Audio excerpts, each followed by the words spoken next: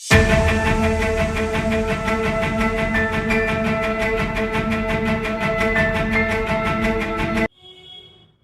Guys, my self Ajay Singh Shekhawat फिर आपका स्वागत करता हूं मेरे यूट्यूब चैनल पर। और आज हमें कैश फ्लो स्टेटमेंट का जो फॉर्मेट है उसकी आखिरी स्टेप फाइनेंसिंग एक्टिविटीज सीखनी है। इससे पहले भी मैं वीडियो बनाए मैंने और होप सो आपने देखे होंगे, और आप कंटिन्यूएशन में देखते हुए आएंगे ना तो आपको प्रॉपर रूप से कैश फ्लो स्टेटमेंट समझ में आ जाएगा। आज आखिरी पोर्शन को हम कंप्लीट करते हैं, financing activities, calculation of cash flow from financial activities. देखिए इन शॉर्ट अगर मैं बोलूँ ना तो फाइनेंसिंग एक्टिविटीज में हमें क्या लेनी है, फिक्स्ड लायबिलिटीज। क्या लेनी है हमें, फिक्स्ड लायबिलिटीज। अब सवाल उठता है वो फिक्स्ड लायबिलिटीज कौन सी, तो फिक्स्ड लायबिलिटीज कौन सी, जैसे शेयर कैपिटल। अब शेयर कैपिटल कोई सी भी हो सकती है, आपकी इक्विटी भी हो सकती है, प्रेफरेंस शेयर्स भी हो सकती है, कोई दिक्कत नहीं। डिबेंचर्स, ठीक है। उसके अलावा आप ले लीजिए बैंक लोन, ठीक है।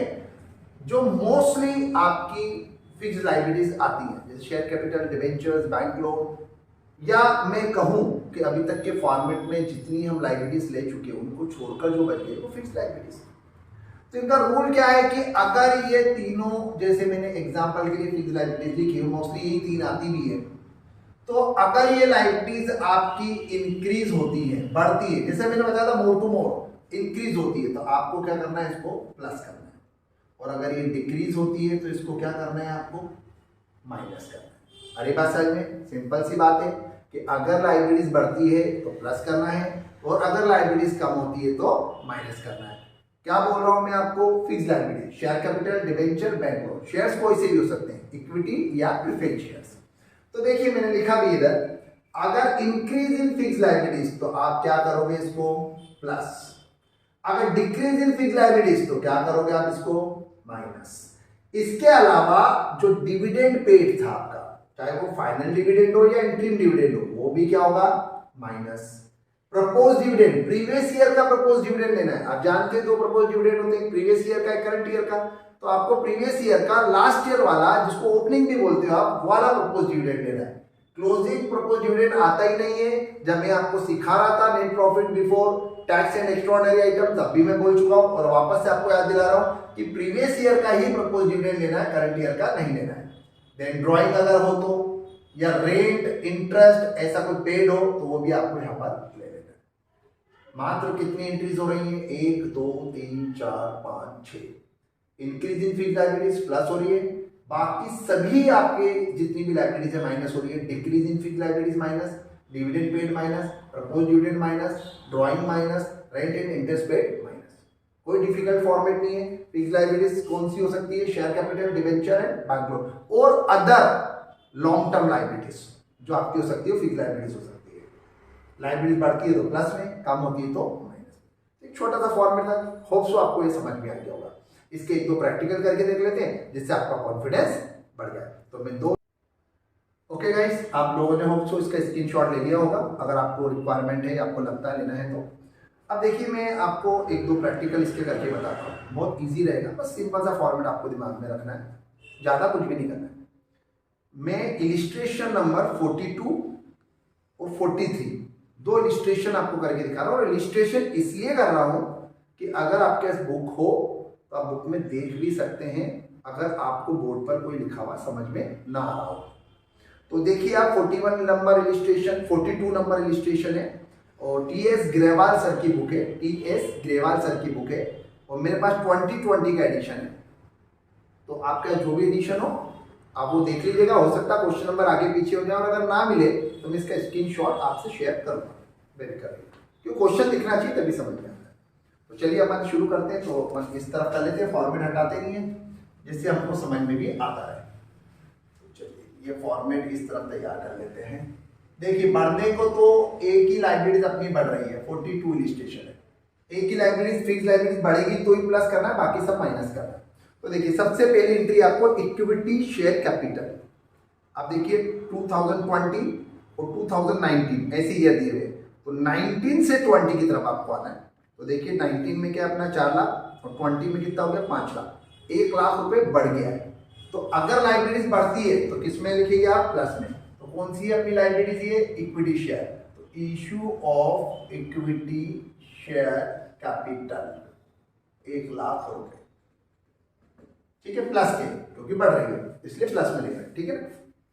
फिर 10% डिबेंचर, आप देखिए 1,50,000 से 1 लाख हो गया, 50,000 डाउन हो गया, कम हो गया तो डिक्रीजिंग फिक्स लायबिलिटीज, तो आप क्या कर दोगे इसको, अब डिबेंचर का पेमेंट क्या होगा, तभी हुआ है ना, तो रीपेमेंट भी बोल सकते हैं इसको, रीपेमेंट ऑफ डिबेंचर, या डिबेंचर भी लिख देंगे तो चलेगा। 50,000 कम हो गए तो माइनस के 50,000, ठीक है, इजी सिंपल। तीसरा पॉइंट है अपना सिक्योरिटी प्रीमियम रिजर्व, आप देखिए 40 से 50 हो गया, 10,000 से बढ़ गया, इंक्रीज हो गया, अलग से मिक्स करके भी लिख सकते हैं, अलग अलग भी लिख लें आप, तो कंफ्यूजन नहीं होता। तो सिक्योरिटी प्रीमियम रिजर्व 10,000 प्लस के, क्योंकि बढ़ गया।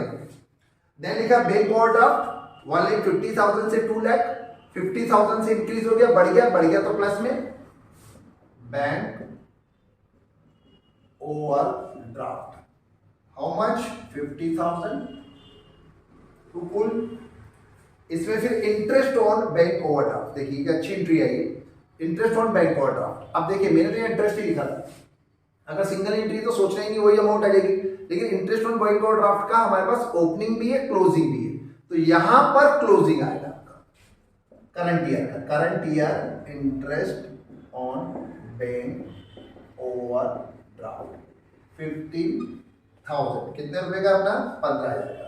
पेमेंट क्या होगा तो माइनस में, प्लस माइनस कर ले इसको, पूरा प्लस माइनस कर ले तो 85,000 आपका आंसर आ जाएगा। 1 लाख रुपए प्लस के, 50,000 प्लस के, 10,000 प्लस के, टोटल हो गया 160 में से 50 गया तो बचा 110 में से आपका कितना, ये 15,000 सब्ट्रैक्ट हो रहा है आपका, तो कितना बच जाएगा, आप देखिए आपके 85, कैलकुलेशन चेक कर लीजिएगा एक बार, ठीक है। 160 में से 50 गया तो 110 में से 10, 95, 110, 160, एक entry interest paid on debit, अच्छा एक एंट्री अपने से मिस हो रही थी, ये एंट्री भी ले लीजिए, एक एंट्री मिस हो रही थी, VI नीचे लिखी हुई, इंटरेस्ट पेड ऑन डिबेंचर भी है, कितने रुपए का, देखिए 10,000, ये भी आप माइनस कर दीजिए तो आपका आंसर टोटल 85,000 आया। सो सिंपल, ठीक है। एक और इलिस्ट्रेशन देख लेते हैं, इलिस्ट्रेशन नंबर 43, उसी के जस्ट नीचे, इसका आप स्क्रीनशॉट लेना चाहते हैं तो ले सकते हैं, ठीक है। Then now next 43 number,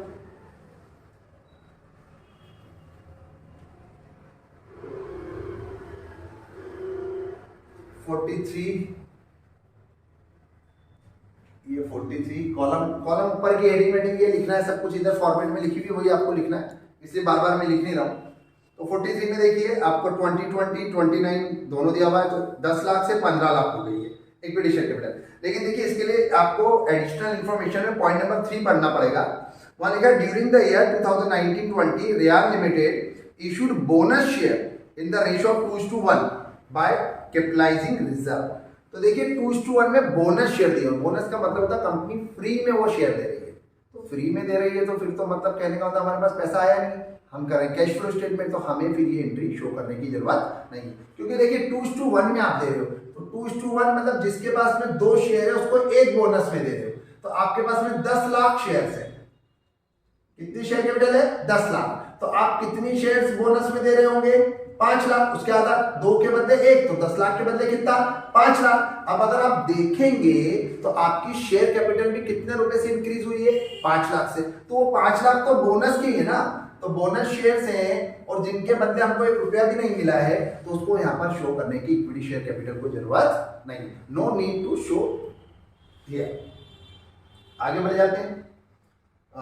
10% debenture से 1 लाख से 0 हो गए, कम हो गई, लायबिलिटीज कम हो गई, तो क्या करोगे आप, कम हो गई तो माइनस में डिबेंचर 1 लाख रुपीज, ठीक है। देन लिखा हुआ 8% डिबेंचर्स 2 लाख से बढ़ गए तो क्या करोगे आप, इसको परसेंट भी लगा दें, कंफ्यूज नहीं हो जाए आप, क्योंकि दोनों डिबेंचर है। 8% डिबेंचर कितने रुपए के, 2 लाख रुपए से बढ़ गए तो 2 लाख रुपए इंक्रीज, ठीक है। उसके बाद additional information, interest paid on debenture, तो इंटरेस्ट पेड क्या होगा आपका minus interest paid on debenture, how much 8,000 minus के। उसके बाद में डिविडेंड पेड भी माइनस होगा आपका 50,000 माइनस।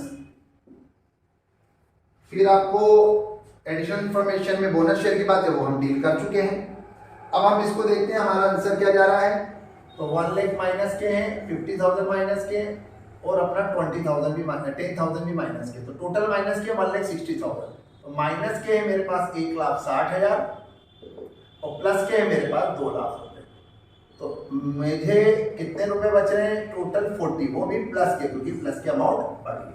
तो आप ये 40,000 रुपीज यहाँ पर लिख देंगे, that is your answer. Hope so आपको समझ में आ रही होगी बात कि कैसे फाइनेंसिंग एक्टिविटीज कर रहे हैं। फिर भी आपको लगता है कि इंडिविजुअली हमको फिर भी फाइनेंशिंग एक्टिविटीज में डाउट है या मुझे और क्वेश्चन आपके साथ शेयर करना चाहिए और करवाना चाहिए आपको, तो आप बिल्कुल मुझे कमेंट्स कर सकते हैं, बता सकते हैं, मैं बिल्कुल आपके लिए वो क्वेश्चन करवा दूंगा।